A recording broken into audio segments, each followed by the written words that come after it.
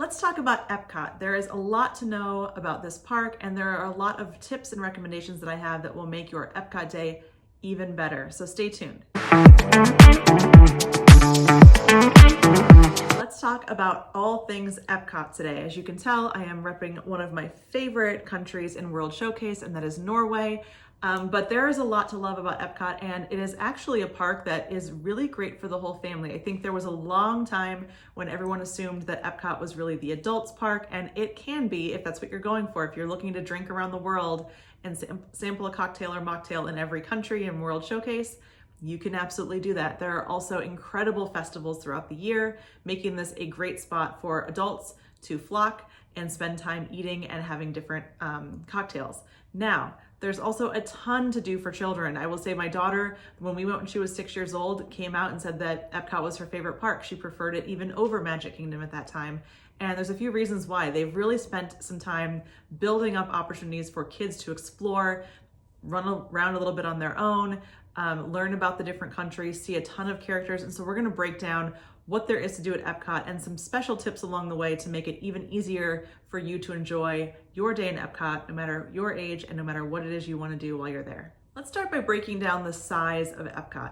The experimental prototype community of tomorrow, as Epcot is known, is actually a 300-acre park, and it is over double the size of Magic Kingdom Park. So if you think that you're getting a lot of steps in, walking around the castle and walking through the different lands of Magic Kingdom, you are in for a real treat when you get over to Epcot. Definitely plan for comfortable shoes, plan to take breaks, and plan to have a stroller or a double stroller if you are traveling with kids, because those little legs can get very tired walking across this really expansive park. So let's break down a little bit of how this park is laid out and what you can expect. Now, there are two entrances to Epcot. Most people don't realize that. There is a front entrance where you will walk right into where the spaceship Earth is located. And then there is also the World Showcase entrance, which is in the back part of the park. This is accessible via the Disney Skyliner and also the Epcot area resorts, such as Yacht and Beach Club, Boardwalk, Swan and Dolphin, and everything around that Crescent Lake area. That's going to enter into the park in the back of World Showcase between the France and UK pavilions. So let's start back at the front. This is the way that most people are going to get there. This is where your parking lot is found. This is where the monorail will drop you off and all of the Disney bus transportation. So as you walk into Epcot, you're going to find the amazing spaceship Earth. This is obviously the icon of the park. There is an attraction in here called Spaceship Earth, and it is a very popular place to go and thank the Phoenicians. Now, directly behind Spaceship Earth, you have to make sure that you stop and get a photo with Walt himself. Walt the Dreamer statue is located there. It is a great PhotoPass photographer location, and it is a great spot to just take in all of the beauty that is the front part of Epcot. All right, let's move back into World Showcase. Now, the biggest debate that everyone has, obviously, is do you go right or do you go left when you're walking into World Showcase from the front of the park? Right is toward Canada, left is toward Mexico, and this is something that everyone has an opinion on, so make sure you drop in the comments, are you Team Mexico or Team Canada when it comes to entering World Showcase? All right, so as we walk our way around, we're gonna go clockwise just to make everyone happy, and also because I do think that going left is the most popular route. So we're gonna start in Mexico. Mexico is obviously known for some great eats, some great food to be had here. The margaritas are on point. I highly recommend the avocado margarita and visiting La Cava Tequila inside.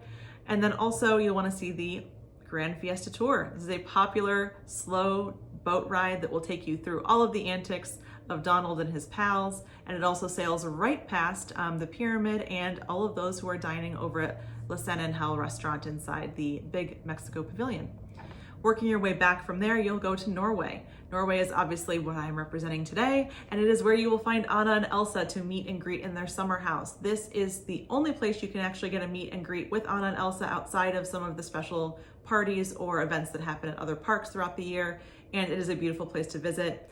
There is usually a bit of a line here, so make sure you check your My Disney Experience app for wait times before you go and queue up. And this is also where you're gonna find the very popular Frozen Ever After ride. This attraction does get a very long wait. It is my #1 recommendation to go ahead and rope drop this ride. We'll talk a little bit more about my Lightning Lane recommendations for this park in general, but this is a ride you wanna get on early if you can, or at least prioritize that Tier 1 Lightning Lane spot for. You also have an amazing dining option here at Akershus Royal Dining Hall. And if you haven't checked out my video review of Akershus, make sure that you check that here as well. That's gonna be a great thing for you to watch if you wanna decide if that's a great restaurant for your family. As you continue to work your way back, you'll head yourself into China. China is also a very beautiful pavilion. There's a lot to explore deeper in this pavilion here. Not as much in terms of attractions, but there's a lot to experience, and also a really great kid cot station. So if you want your kids to be able to get their passport books and check off walking around each of the countries, this is a great way to keep them engaged as you're walking through World Showcase. But you want to definitely make sure that you hit up the spot here in China. Next to China, you'll have the Outpost. I actually was just laughing about the Outpost the other day. A lot of people are like, this is kind of an unnamed land. We don't know what's going to happen here. But I will say my kids love it here. This is a great place for them to go and burn off a little extra energy midway through World Showcase. And there are some drums and places where you can make music. There's also some artists and local art that you can explore here. So don't discredit the Outpost. It is definitely a place that you will pass through, but also one that you can stop in and spend a little bit of time. All right, next up is Germany. Germany is a massive pavilion area. The Karmelkusch is one of the most popular places to grab a sweet treat. Obviously, you can also get some great beer, have a wonderful dinner at the Biergarten restaurant, and hear some live music while you're in there eating. All right, after Germany, we're gonna head into Italy. Italy, this is actually a controversial one. There's not a lot of people who love the food in Italy, but they will all agree that Via Napoli is the best place to get your pizza at Disney World. So make sure that you do check out a reservation at Via Napoli. And sometimes they even have the pizza window open, so you can grab a quick slice if you're not looking to sit down for dinner there.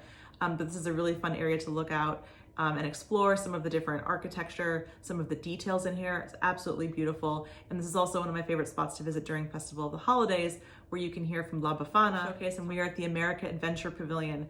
This is known for some great barbecue, some great beers, and then there's also a giant theater where you're gonna see a lot of different hosted events for the festivals that go out throughout the year. After we leave the American Adventure Pavilion, we move to Japan. There's also some great shopping here, some great snacks that you can find, snacks that you can only find that are usually in Japan. But this is a wonderful area to explore, to walk around. And next up is Morocco.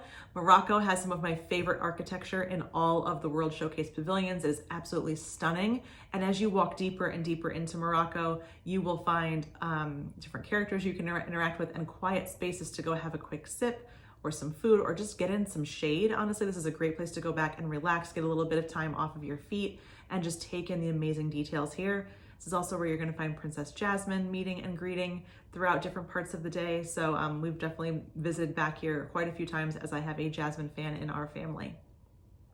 Next up is France. France is probably one of the most popular places to grab a cocktail in all of World Showcase. There are some frosés that are really popular, some martinis that you can get, obviously champagne and wine. And there's also one of the most popular attractions in World Showcase, Remy's Ratatouille Adventure. This is in the very back of the France Pavilion. It takes a little bit of time to walk back there. And again, this is a very popular ride that can get over an hour and a half minute waits depending on when you're going. So this could also be a great option for rope drop in the morning, especially if you're able to enter from the World Showcase entrance. This is right there for you. Get in early, get on that ride. And if not, as I mentioned with Frozen Ever After, this may be one that you want to prioritize early booking for that Tier 1 lightning lane. All right. In France, you'll also find some characters there that rotate out. You'll find Sleeping Beauty most often. You may also find Belle there, depending on the time of year and the time of day. So just keep in mind there's some great princess action in the back of World Showcase here.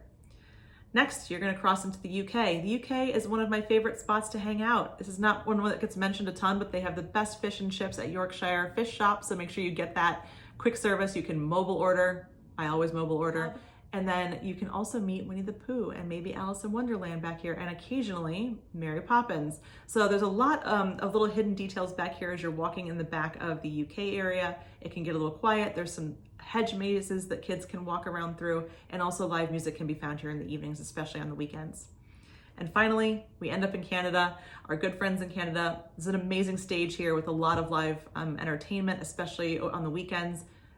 Definitely take some time to sit here and listen to the bands that come in. They're incredible. This is something my daughter loved doing when we were here on a mother-daughter trip. We just sat there and took in some of the music and the sounds, and it was a really great place to just kind of unwind, especially at the end of a long walking day. All right, so that gives you the lay of the land. A couple recommendations I have for you. I mentioned lightning lanes a few times. It's pretty up and down depending on what you want to do. There aren't a ton of heavy hitter attractions, especially with Test Track closed right now in Epcot. So this could be a park that you choose or you opt to just skip having the multi-pass for. that is totally up to you. You can buy an individual lightning lane for Guardians of the Galaxy, and if that's a must ride for you, I highly recommend getting that individual lightning lane and choosing a time that's going to work best for you and your party. Now, if you are going to do the multi-pass here, as I mentioned, I think there's 2 rides that need to be prioritized for you. You can pick one from the Tier 1 category, and those should definitely be Remy's Ratatouille Adventure or Frozen Ever After. Now, whichever one you don't book, you may want to consider rope dropping and getting to the park really early for. This is going to help ensure that you get both of those must-dos in, because it is easy for those 2 attractions who are super popular in that Tier 1 category to sell out for the day, and you may not be able to book the second one later during your day. So just keep that in mind. If it's a must-do to do both, you may want to get to that park early and at least rope drop one of them. My best tip is to rope drop Frozen. I think it's easier to rope drop. It's a shorter wait. And especially if you're entering from the front of the park, it's going to be a little easier for you to get to.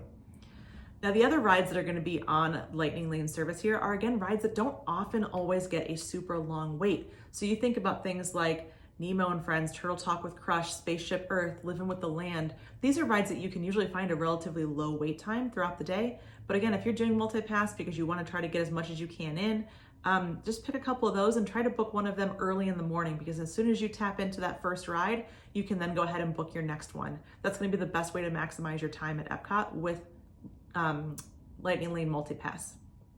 All right, so that's the scoop on Lightning Lane. My other best advice for you is to go ahead and get to this park early, especially if you're traveling with children.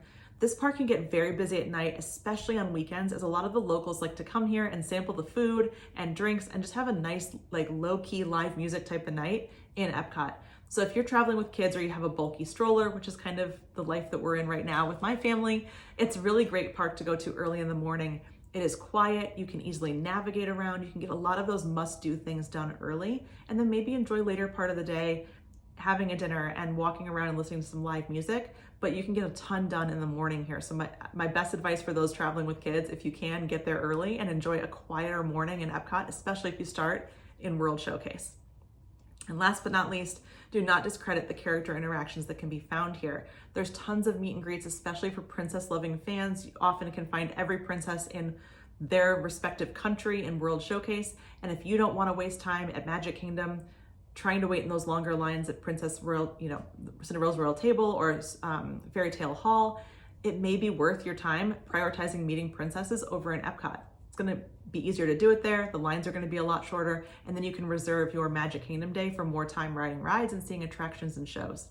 So I hope these tips are helpful for you. If you have any of your favorite recommendations that you want to drop in the comments below, please do. I'd love to hear what you love to do or what are must-sees for you when you visit Epcot, and make sure that you subscribe and follow along for more. Thanks for watching.